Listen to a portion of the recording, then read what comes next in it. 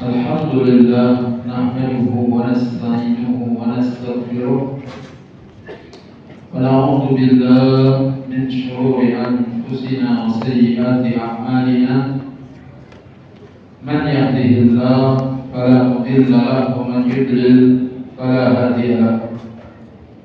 Asyhadu an la ilaha illallah wahdahu la syarika lahu wa asyhadu anna Muhammadan 'abduhu wa rasuluh. Segala puji bagi Allah. Kita memuji, memohon pertolongan serta mohon ampunan kepada-Nya.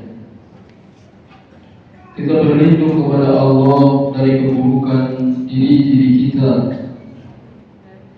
dan dari kejahatan amal perbuatan kita. Barang siapa yang diberi petunjuk oleh Allah, maka tidak ada yang bisa menyesatkannya. Namun barang siapa yang disesatkan, maka tidak ada yang bisa menunjukinya. Aku bersaksi bahwa tidak ada Tuhan yang berhak diibadahi dengan benar kecuali Allah, Tuhan yang Maha Esa dan tiada sekutu baginya. Juga bersaksi bahwa Nabi Muhammad SAW adalah hambanya dan utusannya. Ya ayyuhan nasu taqu rabbakum alladhi khalaqakum min nafsin wahidah wa khalaqa minha zawjaha wa batha minhuma rijalan katsiran wa nisaa'a واتقوا الله الذي تساءلون به والأرحام إن الله كان عليكم رقيبا. Wahai manusia, bertakwalah kalian kepada Allah yang telah Allah ciptakan dari seorang diri, yaitu Adam. Lalu dari Adam diciptakanlah istrinya, yaitu Hawa. Dari Adam dan Hawa berkembang biak laki-laki dan perempuan yang banyak. Maka bertakwalah kalian kepada Allah yang dengan menyebut namanya kalian saling meminta satu dengan yang lain. Dan perhatikanlah silaturahmi, karena sesungguhnya Allah senantiasa mengawasimu. Ya ayuhan nasu inna khalaqnakum min dzakarin wa unsa wa ja'alnakum syu'uban wa qabaila lita'arafu inna akramakum indallahi atqakum innallaha alimun khabir. Wahai manusia, sesungguhnya kalian diciptakan dari seorang lelaki dan wanita. Lalu kami jadikan kalian bersuku-suku bangsa dan berkabilah-kabilah agar kalian saling mengenal. Sesungguhnya yang paling mulia di antara kalian di sisi Allah adalah yang paling bertakwa. Sungguh Allah Maha mengetahui lagi Maha mengenal. Amma ba'du, sesungguhnya sebaik-baik perkataan adalah firman Allah Al-Quranul Karim. Sebaik-baik petunjuk adalah petunjuk Nabi Muhammad Sallallahu Alaihi Wasallam. Adapun sejelek-jelek perkara dalam agama adalah perkara-perkara yang baru.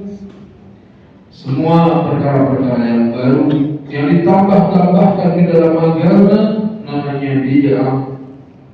Semua bid'ah itu menyesatkan dan kesesatan itu tempatnya di neraka. Jemaah maghrib rahimakumullah, apa kabar? Alhamdulillah, semoga antum semua sehat dan bahagia, panjang umur untuk ibadah, untuk mengawal dakwah di sini. Semoga kita panjang umur, banyak duit dan berkah. Amin. Udah lunas tanahnya, tinggal bangunnya. Menjadi teladan dalam kebaikan, hidup mulia dan mati masuk surga tanpa hisab. Rabbana atina fid dunya hasanah wa fil akhirati hasanah wa qina adzabannar. Bab ta'awun 'alal birri wat taqwa. Bab tentang tolong-menolong dalam kebaikan dan takwa. Allah Ta'ala berfirman dalam surat Al-Maidah ayat yang kedua, wa ta'awanu 'alal birri wat taqwa. Tolong-menolonglah kalian dalam kebaikan dan takwa. Ya'muru ta'ala ibadahul mu'minina bitta'awuni 'ala ta'ati wa tarkil ma'asi.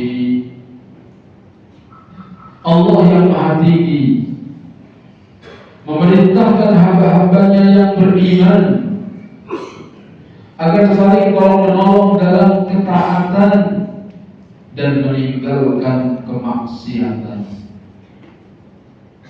Semoga kita sanggup untuk mengamalkannya dan semoga kita dimudahkan untuk mengamalkannya.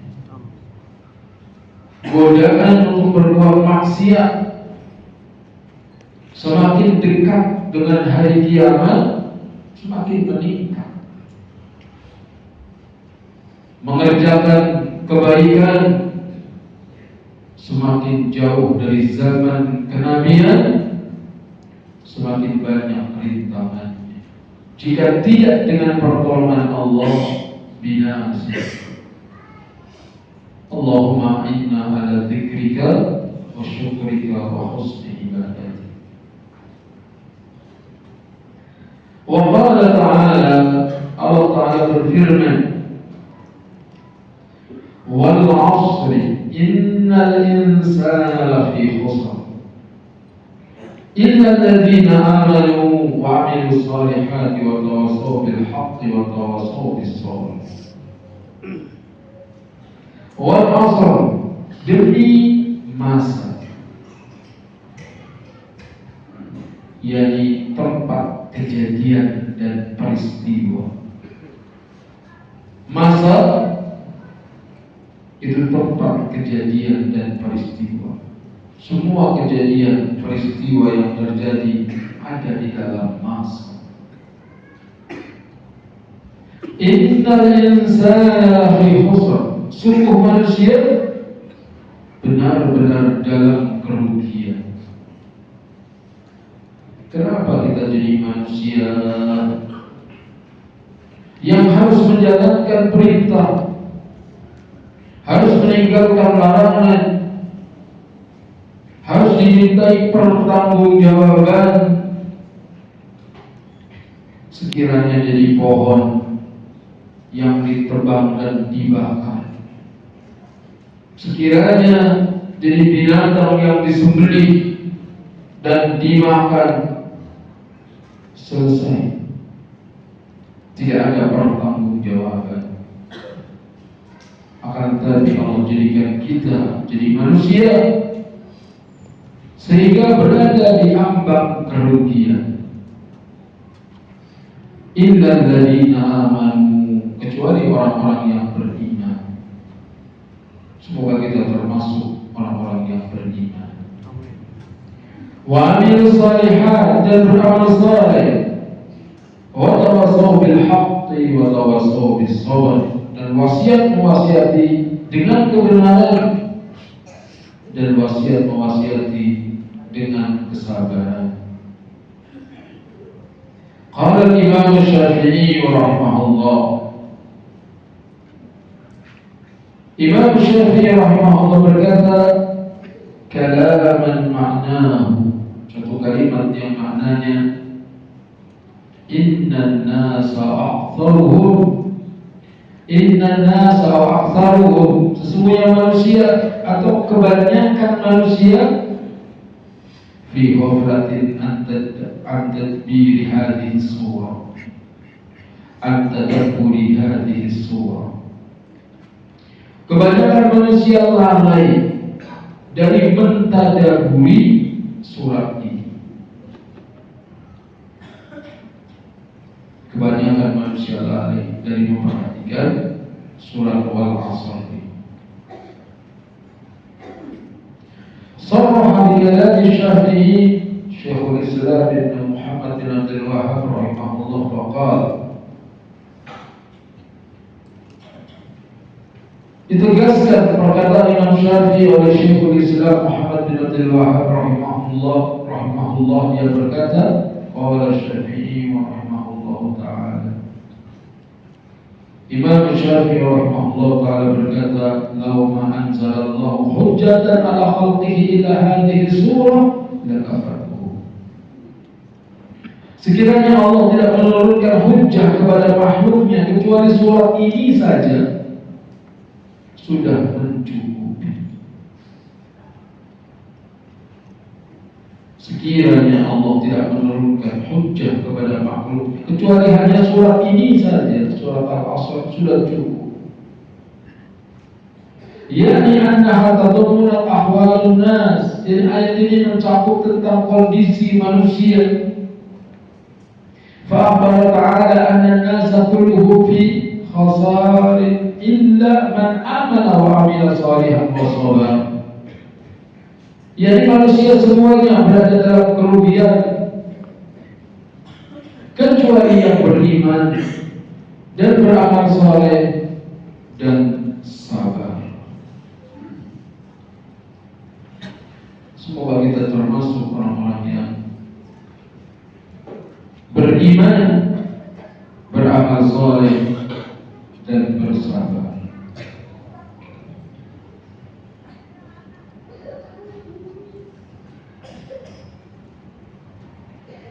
Waqad ja'ala al-Imam al-Allamah Ibn Qayyim al-Jauziyah rahimahullah munṭaliqan li-syuruhihi li hadhihi surati fi mawadin addatin min kutubihi mithlu Miftah Daris Sa'adah wal Jawabul Kafi wa 'Uddatus Sabirin wa Ighathatul Lahawat wa Madarijus Salihin ila akhirih. Dan Imam Ibn Qayyim al-Jauziyah rahimahullah mensarah ayat ini dalam banyak kitabnya seperti Miftah Daris Sa'adah, Al-Jawabul Kafi, Iddatus Sabirin, Ighathatul Lahawat, Madarijus Salihin, Al-Kalamu al-Sima dan yang lainnya. Kemudian dibawakan ringkasnya seperti yang sudah diringkas oleh Syekh Muhammad bin Abdul Wahhab dalam kitab Al-Usul As-Salasah. Di ayat yang mulia ini, surah Al-Asr memberikan faedah pertama tentang kewajiban manusia untuk ma'rifatul haq, mengetahui kebenaran. Maka wajib bagi kita untuk menuntut ilmu, belajar. Karena kebenaran tidak diketahui kecuali dengan belajar. Duduk di majelis ilmu, ngaji, tidak boleh diremehkan. Ngaji tidak boleh sampingan saja, tapi harus serius, sungguh-sungguh.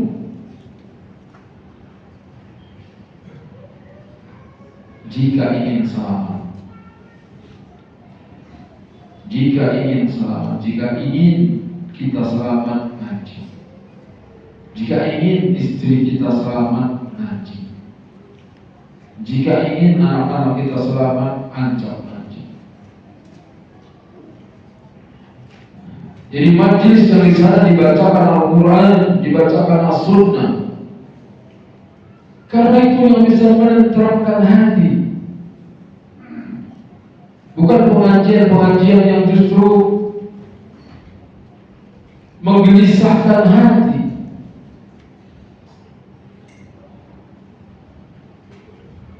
Seorang anak muda rajin dengar pengajian, tapi salah yang didengarkan. Sibuk mendengarkan ribut tentang nasab palsu dan nasab asli. kemudian di majlis bertanya. Bagi kita yang sudah ngaji, apa sikap kita menghadapi polemik nasab? La ilaha illallah. Kalau kita sudah ngaji, gak usah sibuk dengan yang seperti itu. Sibuk kita dengan firman Allah Ta'ala, inna akramakum indallahi atqakum. Sesungguhnya orang yang mulia, yang paling mulia di antara kalian di sisi Allah adalah yang paling bertakwa. Nasab gak ada harganya jika tidak diiringi dengan takwa. Ilmu, kalau orang punya ilmu, sudah menghadapinya. Sekiranya agama atau surga itu berdasarkan nasab, harusnya Abu Jahal, Abu Lahab masuk surga, Bilal di neraka. Tetapi berita dari Nabi, di mana Bilal? Di surga. Abu Jahal, Abu Lahab di mana? Di neraka. Tabat yada Abi Lahab. Jadi bukan berdasarkan keturunan. Inna akramakum indallahi atqakum. Setelah kita mengetahui kebenaran, yang kedua, amalu bihi, yang mengamalkan.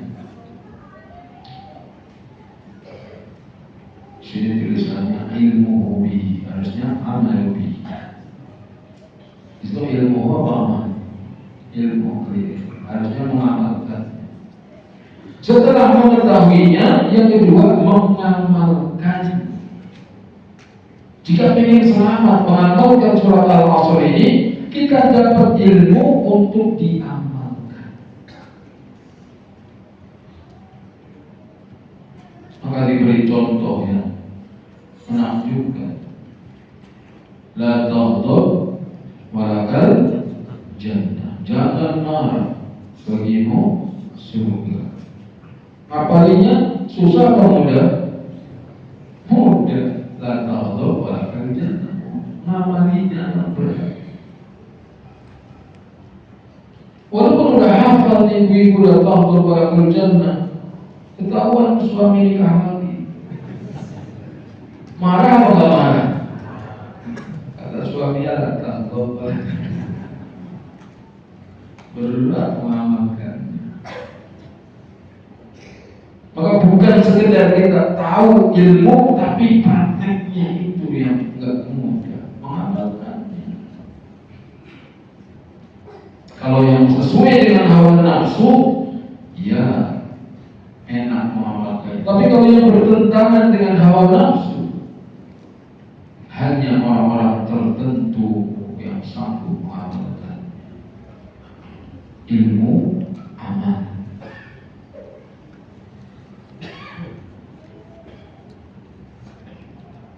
Kemudian disebutkan di sini ta'limuhum man la yuhsinu, mengajarkan kepada orang yang enggak bisa. Berarti apa? Dakwah. Setelah kita mengetahui lalu kita mengamalkan, maka kita mendakwahkan. Sehingga dakwah itu bukan khusus untuk orang yang sudah S3, S1, S2. Gak harus. Setiap orang bisa berdakwah sesuai dengan kesanggupannya. Kita bisa surat Al-Fatihah, kita ajarkan orang yang gak hafal surat Al-Fatihah. Kita hafal juz amma, kita ajarkan orang yang gak hafal juz amma, sesuai dengan kesanggupannya. Karena mengamalkan firman Allah ini, wa tawassaw bil haqqi wa tawassaw bis sabr. Adapun kalau mau berdakwah di tengah masyarakat, dikelilingi banyak orang, maka perlu ada kemampuan yang lebih.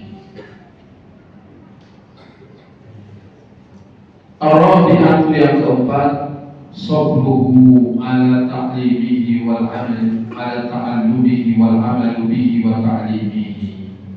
Sabar dalam mempelajarinya, sabar dalam mengamalkannya, sabar dalam mengajarkannya.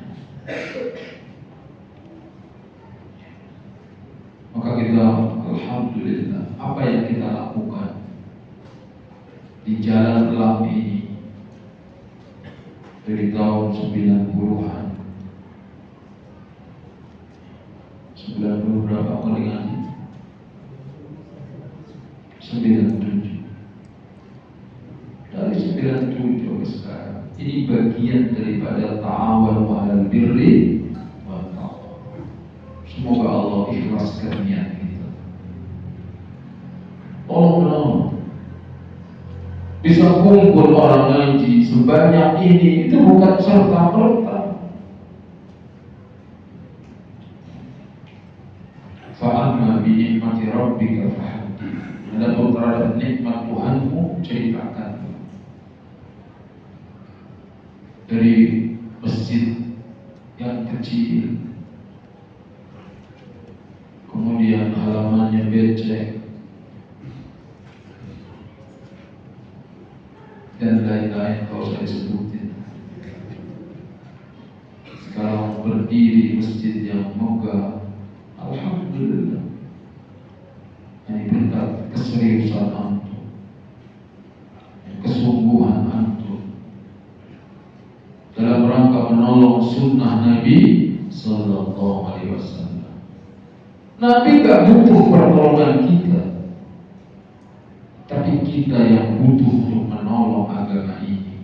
In tansurullaha yansurkum wa yuthabbit aqdamakum. Jika engkau menolong agama Allah, pasti Allah akan menolongmu dan Allah akan mengokohkan telapak kaki. Tolong agama Allah, Allah akan menolong kita.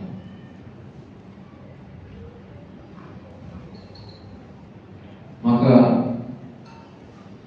terus kita ingatkan agar ikhlas, mengharap balasan dari Allah. Jangan silau dengan dunia, jangan silau dengan dunia. Harus ikhlas, cari ridha Allah. Walaupun hati ini terus menggelitik, ingin mengejar dunia,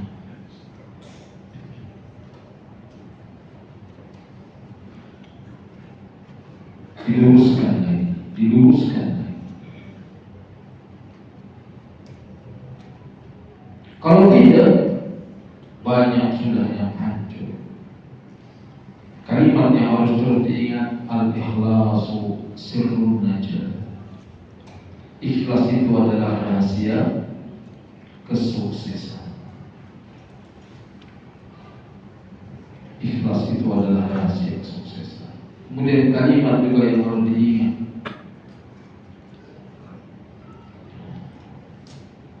al-kafa'ah wal amanah mi'yarun najah.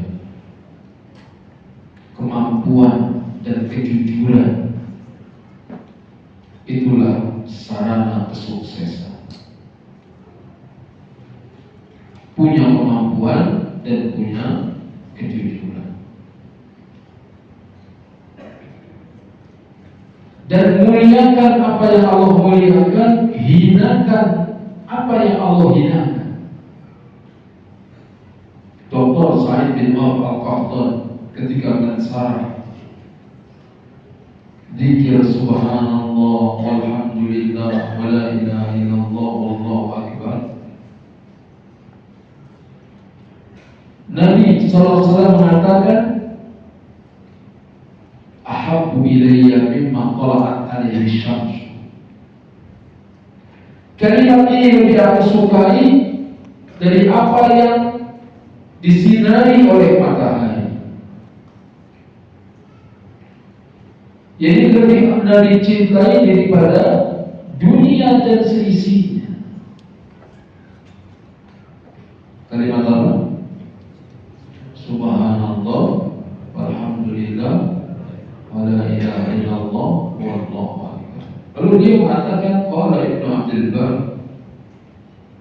kata Imam Ibnu Abdul Bar, fi qawli Nabi sallallahu alaihi wasallam ahabbu ilayya mimma tala'at alaihi syamsu. Kalimat subhanallah alhamdulillah wala ilaha illallah wallahu akbar lebih aku sukai daripada apa yang disinari matahari. Dzalika tahqirun minhu sallallahu alaihi wasallam bid dunya. Nabi bersabda demikian karena beliau ingin merendahkan dunia. Dunia itu hakir, remeh, rendah. Dunia dan seisinya. Gedung Burj Khalifah misalnya, atau gedung di Jeddah Muqammah, atau gedung apa yang terbaik di Indonesia, semua yang kemewahan, pesawat terbang dan berbagai kendaraan mewah, tidak ada apa-apanya dibanding dengan kalimat subhanallah walhamdulillah wala ilaha illallah wallahu akbar. Akal akan membantah dan mengatakan masa sih? Akal akan membantah. Apa iya? Nabi As-Sadiqul Masduq, orang yang jujur dan terpercaya, mengatakan barang siapa yang membaca la ilaha illallah wa la syarika lahu lahul mulku wa lahul hamdu wa ala kulli syai'in qadir sehari 100 kali, ditulis baginya 100 kebaikan, dihapus darinya 100 kesalahan. Kemudian sebanding dengan memerdekakan 10 budak. Kalau budak seharga mobil yang paling murah misalnya 50 juta, mobil bekas, taksi misalnya 50 juta kali 10, 500 juta. Padahal zikir pagi sore la ilaha illallah wa la syarika lahu lahul mulku wa lahul hamdu wa huwa ala kulli syai'in qadir 100 kali, itu pagi 100, sore 100. Berarti kalau pagi 500 juta, sore 500 juta. Siapa orangnya yang sanggup sedekah sehari 1 miliar? Presiden Indonesia gajinya aja nggak ada segitu, 1 miliar sehari. Siapa? Itu bisa diraih dengan membaca la ilaha illallah wa la syarika lahu lahul mulku wa lahul hamdu wa huwa ala kulli syai'in qadir. Maka betul apa yang Nabi sabdakan, subhanallah walhamdulillah wa la ilaha illallah wallahu akbar, lebih aku sukai daripada apa yang disinari oleh matahari. Dzalika tahqirun minhu sallallahu alaihi wasallam di dunia. Itu adalah karena Nabi ingin meremehkan, merendahkan tentang dunia. Wa ta'dhimul akhirah, dan pengagungan terhadap akhirat. Karena apapun yang kita miliki dari dunia ini fana. Tabunganmu yang ratusan juta fana, hilang. Mobilmu yang kamu usap-usap tiap hari fana. Rumahmu yang miliaran kau bangun fana. Sebagian kalimat tadi al-baqiyatus shalihah, pahalanya kekal, gak akan fana. Wa hakadha yanbaghi lil alim, demikianlah harusnya orang alim, ayyuhaqira ma haqqarallahu, hendaknya dia menghinakan apa yang Allah hinakan, wa yu'azzimu ma 'azzamallahu, dan mengagungkan apa yang Allah agungkan. Wah, hakadha yanbaghi, begini seharusnya. Orang alim, ustaz, kiai itu menghinakan apa yang Allah hinakan. Bukan ustaz kiai memamerkan dunia, membanggakan dunia. Ustaz tak punya aja ngomong gitu. La ilaha illallah. Di mana ilmunya? Wa hakadha yanbaghi lil alim ay yuhaqqira ma haqqara Allah. Hendaknya menghinakan apa yang Allah hinakan, wa yu'azzima ma 'azzama Allah, dan mengagungkan apa yang Allah agungkan. Apa yang Allah agungkan? Akhirat. Wal akhiratu khairul laka minal ula. Semoga jadi pelajaran buat saya dan antum. Jangan silau dengan dunia.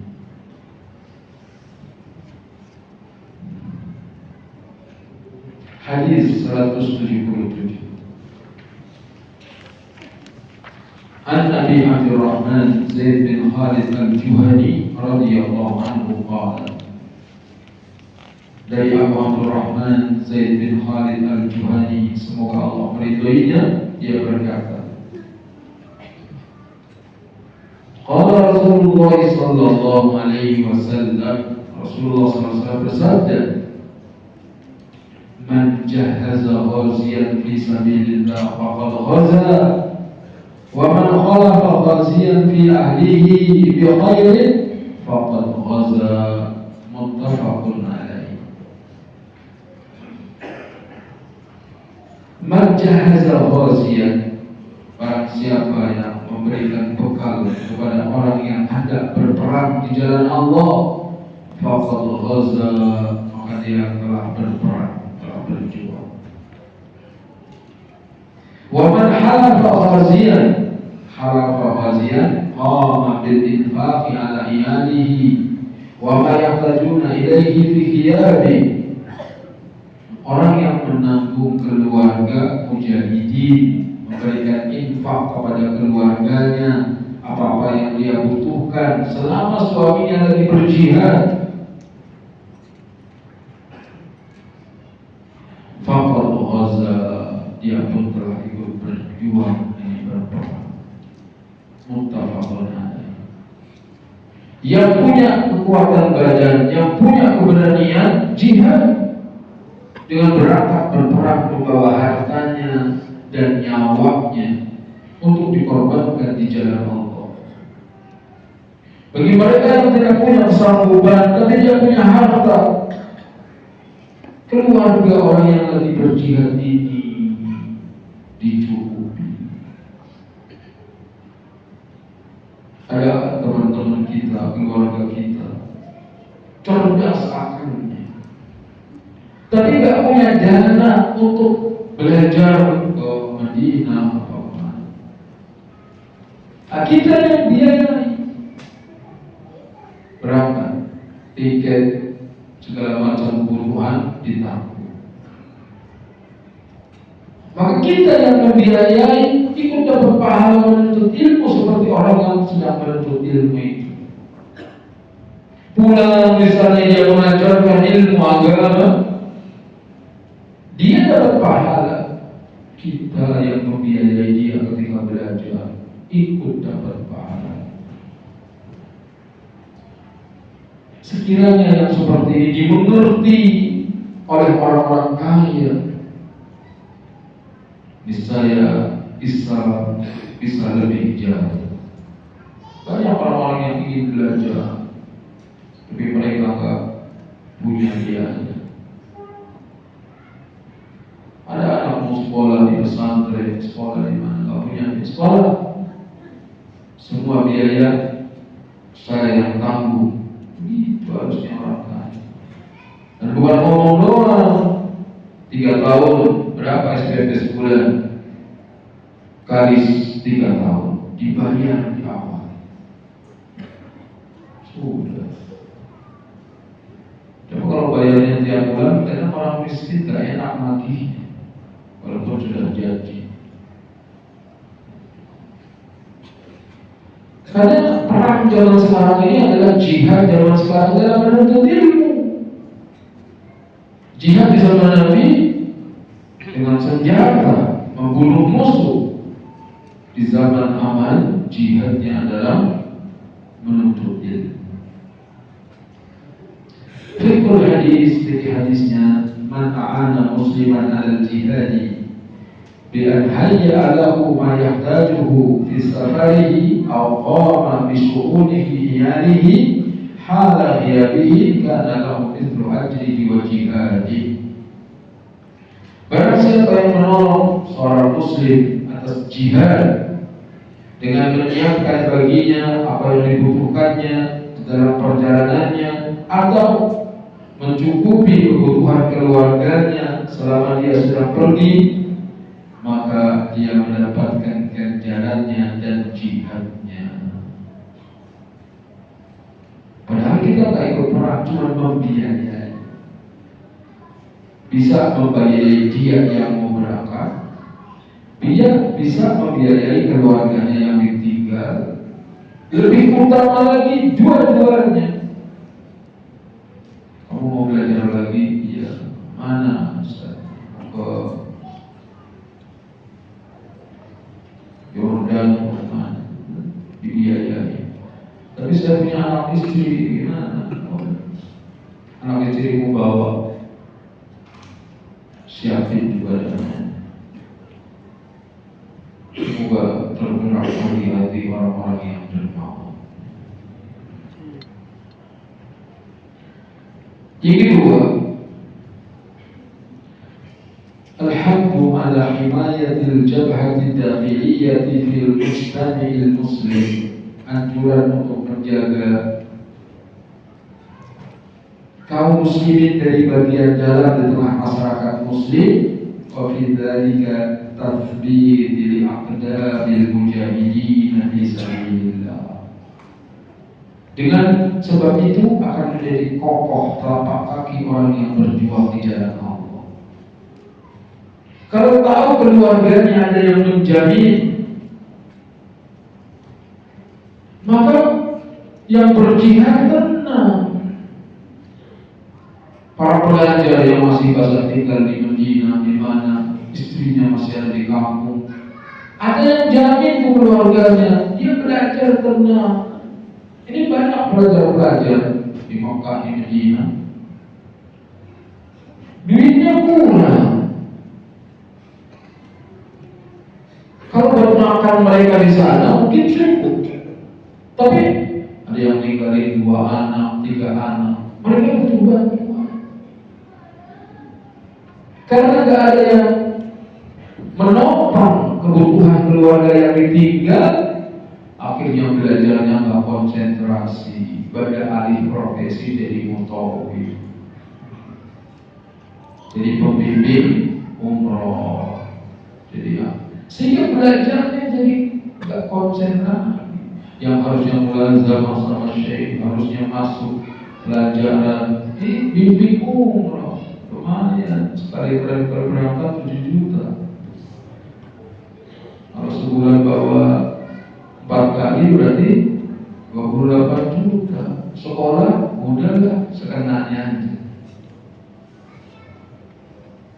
Itu dia. Mujahidin itu harusnya ditopang, belajar serius sungguh-sungguh. Keluargamu sudah ditanggung. Semoga para pelajar serius mereka belajar. Godaan dunia itu gak ringan.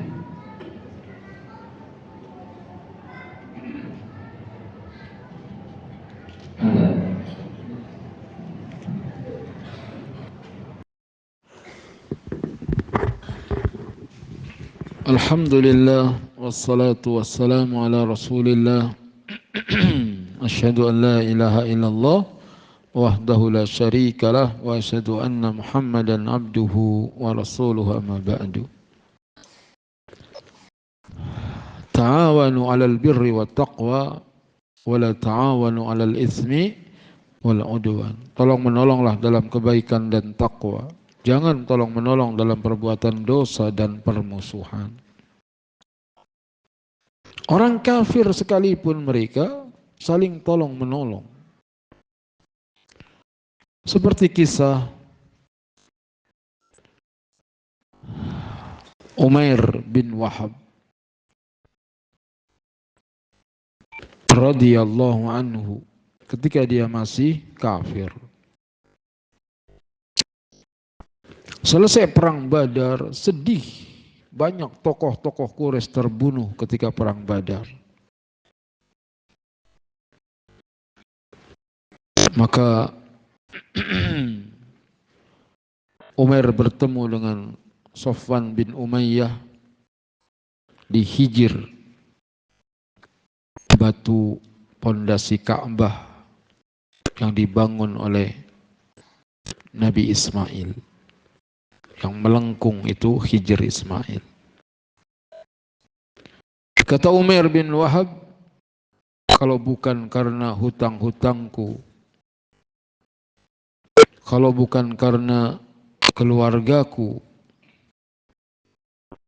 niscaya aku akan bunuh Muhammad. Dendam.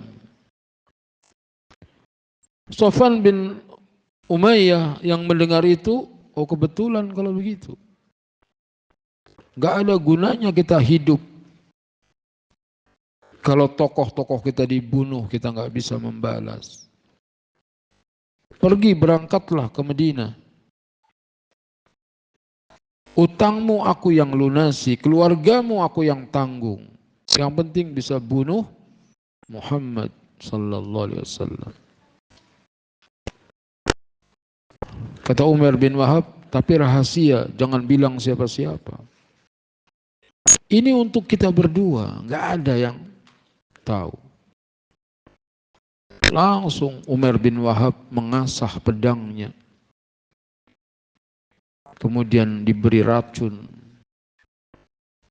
Berangkat dari Mekah ke Madinah. Hendak membunuh Nabi sallallahu alaihi wasallam. Sofwan bin Umayyah lunasi utangnya Umair bin Wahab. Keluarganya ditanggung sambil menunggu-nunggu dengan harap-harap cemas. Ngomong di mana-mana, tunggu ya, nanti akan ada berita spektakuler. Gitu. Berita apa? Terbunuhnya Rasulullah sallallahu alaihi wasallam. Ngomong di mana-mana. Umar bin Wahab datang ke Madinah. Para sahabat sedang duduk-duduk di masjid menceritakan tentang kemenangan perang Badar.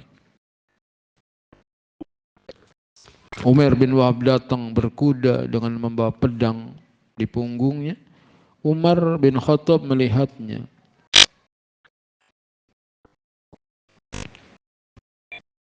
Anjing, begitu. Umar dibilang anjing. Jaga Rasulullah SAW. Rasulullah suruh jaga. Kemudian dihampiri Umar bin Wahab oleh Umar bin Khattab. Langsung dipegang kerah bajunya, ditarik, diikat dengan tali pedangnya. Dibawa ke dekat Rasulullah sallallahu alaihi wasallam. Umar udah gregetan melihat Umar.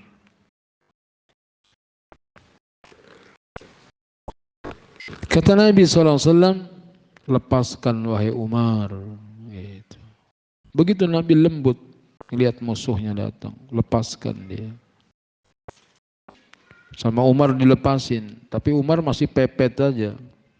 Kata Nabi, menjauhlah sedikit. Begitu prefeknya siapa? Umar kepada Nabi. Jangan sampai sentuh Nabi, pecah pala. Umar bin Khattab. Kemudian ditanya oleh Nabi, wahai Umar, ada maksud apa engkau datang kemari?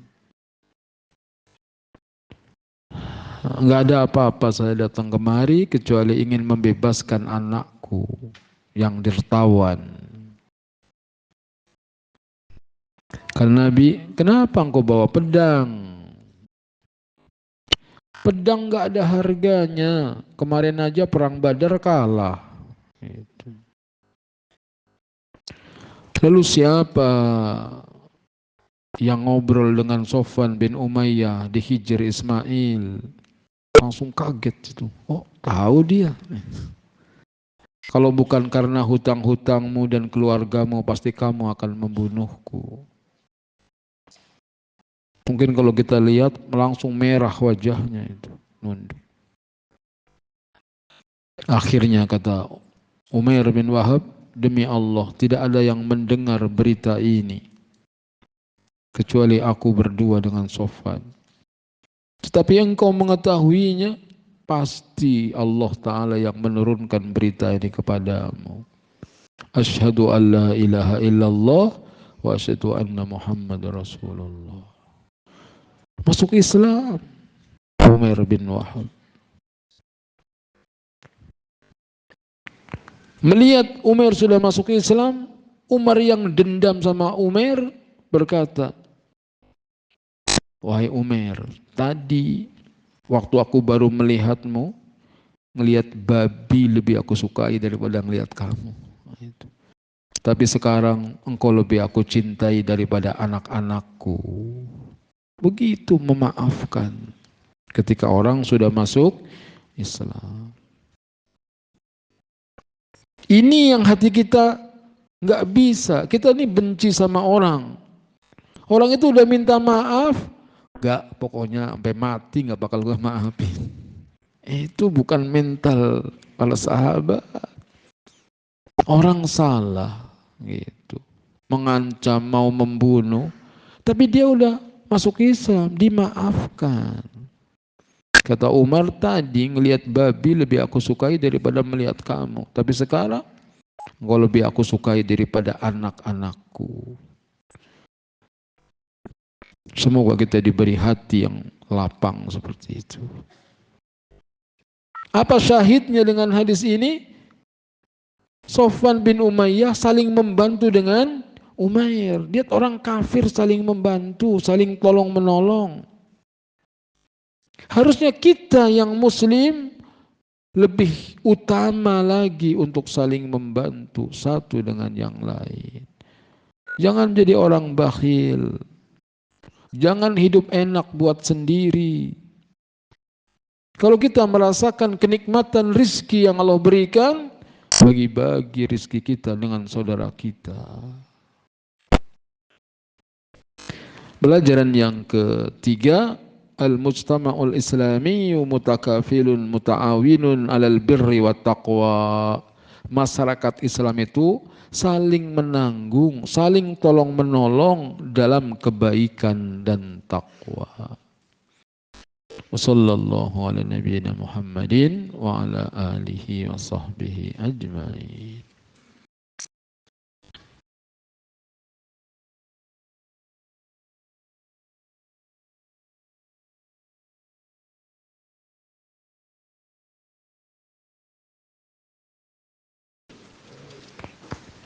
Assalamualaikum warahmatullahi wabarakatuh. Waalaikumsalam warahmatullahi wabarakatuh. Ustaz, bagaimana cara menyikapi orang yang mengikuti hawa nafsu? Tahu berada di atas kesalahan, tetapi selalu mencari pembenaran dan mencari-cari kesalahan orang lain. Jawabannya, inilah sifat semua manusia. Semua manusia terbawa oleh hawa nafsunya. Nah, kita termasuk di dalamnya. Betapa sering kita melakukan dosa yang kita sudah tahu dilarang. Betapa sering kita meninggalkan kewajiban yang sudah diperintahkan. Karena itulah kita jadi manusia. Karena itulah kita jadi manusia.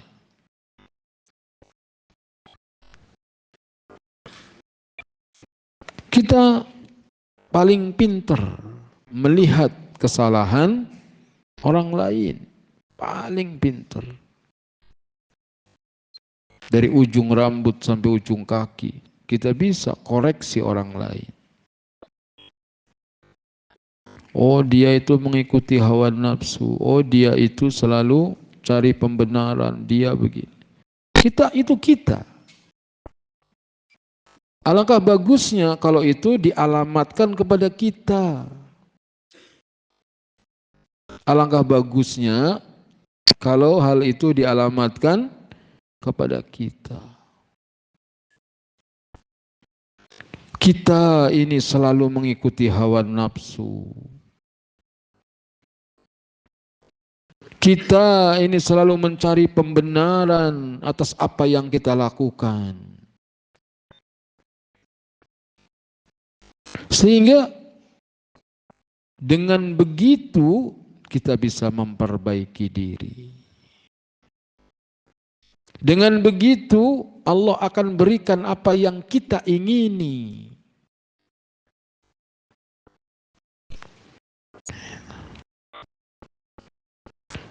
Karena keinginan kita akan terwujud apabila kita sudah memenuhi keinginan Allah. Wa may yattaqillaha yaj'alahu makhraja wa yarzuqhu min haitsu la yahtasib. Barang siapa yang bertakwa kepada Allah, niscaya Allah akan berikan solusi dari setiap problema.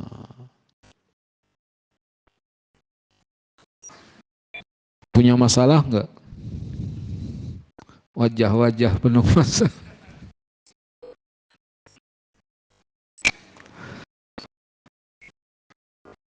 Barang siapa yang bertakwa kepada Allah, niscaya Allah akan berikan solusi dari setiap problema.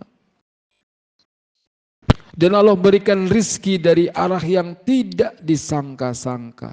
Kok saya banyak masalah ya? Saya nggak tahu deh apa sebabnya, aneh.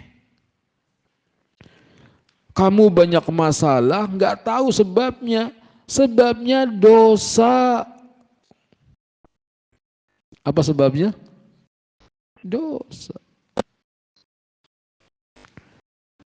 Jangan cari kambing hitam. Kambing hitam harganya jangan cari-cari kambing hitam. Kambing hitam mahal. Problem yang kita hadapi adalah dosa yang kita lakukan. Nabi Adam enak hidup di surga. Kok bisa ya diusir dari surga? Apa sebabnya? Dosa. Melanggar. Iblis dikutuk menjadi seburuk-buruk makhluk. Padahal iblis ahli ibadah. Begitu diciptakan Adam, tadinya iblis itu disejajarkan dengan malaikat.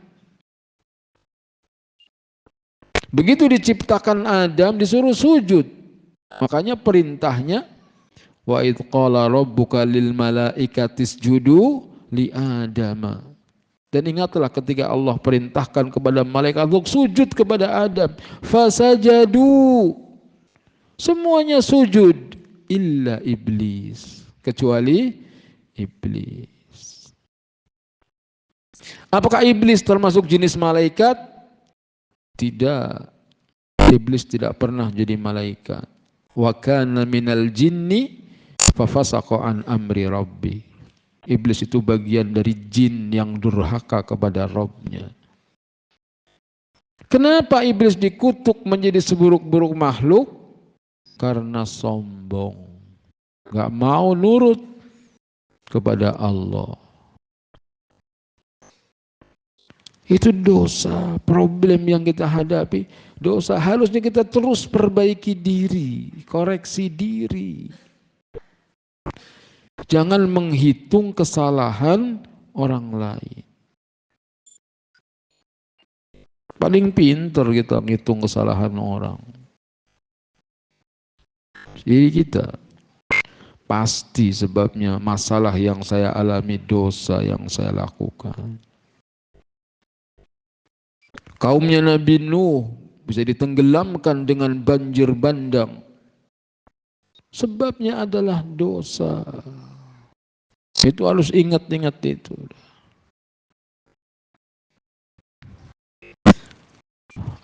Rabbi la tadhar alal ardi minal kafirina dayyara. Didoakan Nabi Nuh, ya Allah jangan kau sisakan di muka bumi seorang pun kafir, habisi semua. Allah kabulkan doanya Nabi Nuh, tenggelam semua orang. Kaum Samud, kaum Ad disambar halilintar, diterbangkan oleh angin. Semua sebabnya adalah dosa. Kaumnya Nabi Lut diangkat buminya, dijungkir balikan, dihujani dengan hujan dari batu. Kalau mau dihitung banyak sekali, gak bisa kita menghitungnya. Perang Uhud kalah. Rasulullah SAW bersama para sahabatnya kalah perang Uhud. Apa sebabnya? Ngeyel.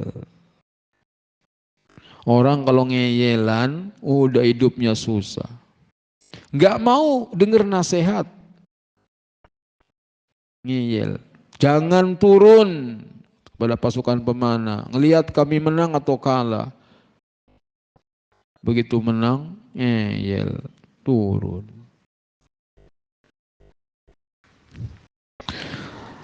Bahkan ketika membaca tulisan, tipe orang ngeyel. Rizki sudah ada yang ngatur. Kalau rizkimu seret sebelumnya, rizki sudah ada yang mengatur. Kalimat itu benar apa salah? Hah? Benar. Kita beriman bahwa rizki kita sudah ditentukan ketika kita di perut ibu umur berapa? 4 bulan. Sudah ada yang menentukan, sudah ada yang ngatur. Maka berjuanglah, berusahalah. Kalau rizkimu seret, berarti kamu orang yang susah diatur. Karena rezeki sudah ada yang ngatur. Apa katanya? Saya enggak percaya 100% kalimat ini. Buktinya saya sudah peras keringat, banting tulang, saya gini-gini aja. Ngeyel, ya udah miskin beneran. Makanya orang jangan ngeyel, sebab kesengsaraan kita ngeyel. Orang Badui sakit, dijenguk oleh Nabi, akan demam. Kata Nabi SAW, la ba'sa tahurun insyaallah. Gak apa-apa, bersih insyaallah.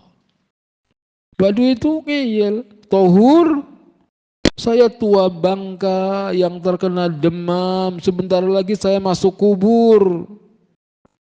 Nabi ulangi lagi, enggak, tahur insyaallah, menghapus dosa-dosa. Apaan tohur? Saya ini orang udah tua, terkena demam yang parah. Bentar lagi saya mati. Kata Nabi, ya udah kalau begitu, mati beneran. Mati beneran. Ngeyel. Jadi orang jangan suka ngeyel. Dinasehati diem. Banyak orang yang datang, Ustaz, saya minta nasihat nih. Begitu dinasehati, pinteran dia. Bantah aja, ya sudahlah. Kata Nabi tadi, ya sudah, mati beneran, mati. Semoga kita menjadi orang-orang yang sami'na wa ata'na dengan Al-Quran dan As-Sunnah. Subhanakallahumma bihamdika asyhadu an la ilaha illa anta astaghfiruka wa atubu ilaik. Assalamualaikum warahmatullahi wabarakatuh.